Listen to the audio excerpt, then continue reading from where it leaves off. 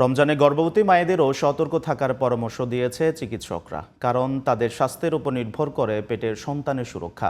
পুষ্টিকর খাবার গ্রহণের পাশাপাশি নিয়ম মেনে চলাচলের পরামর্শ পুষ্টিবিদদের। শাহরিয়ার বাঁধনের রিপোর্ট। রমজানে স্বাস্থ্য সুরক্ষায় সব বয়সী নারী পুরুষের পাশাপাশি গর্ভবতী মায়েদেরও বেশ কিছু নিয়ম মেনে চলতে হয়। দীর্ঘ সময় না খেয়ে থাকার কারণে পেটের সন্তান এবং গর্ভবতী মায়েদেরও ক্ষতি হতে পারে। প্রেগন্যান্সি অবস্থায় বমি হলে রোজা না রাখার পরামর্শ পুষ্টিবিদদের, তবে অন্যদের রোজা রাখতে সমস্যা নেই। গর্ভবতী মারা আছেন তারা রোজাটা রাখতে পারবে, সেটাতে বাচ্চা দিকটা খেয়াল রাখতে হবে যে বাচ্চার পুষ্টি ঠিক মতো পাচ্ছে কিনা, যে নিজের স্বাস্থ্য সবার আগে দেখতে হবে। অসুস্থ হয়ে পড়লে কিন্তু তার পরিবারকে কে দেখবে? আমরা ডাউন সিনড্রোম বেবি পাচ্ছি, আমরা অটিজমের বাচ্চা পাচ্ছি।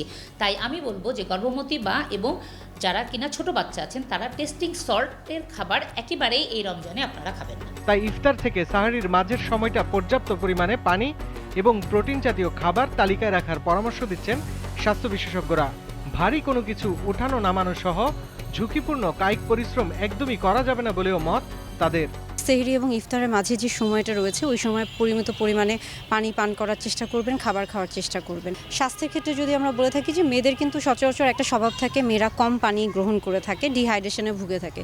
সেই ক্ষেত্রে পর্যাপ্ত পরিমাণে পানি গ্রহণ করা উচিত, শরীরের যত্ন নেওয়া উচিত। কোনো ধরনের রোগ না থাকে সেক্ষেত্রে কিন্তু রোজা রাখতে কোনো বাধা নেই। রোজা কিন্তু একটা খুব ভালো একটা জিনিস, যেটা ফাস্টিং, এটা কিন্তু আমাদের শরীরকে ডিটক্সিফিকেশন করে। বিশেষজ্ঞদের মতে রোজায় গর্ভবতী মায়েদের খাদ্য বিরতির প্রভাবটা সন্তানের উপর পড়ে।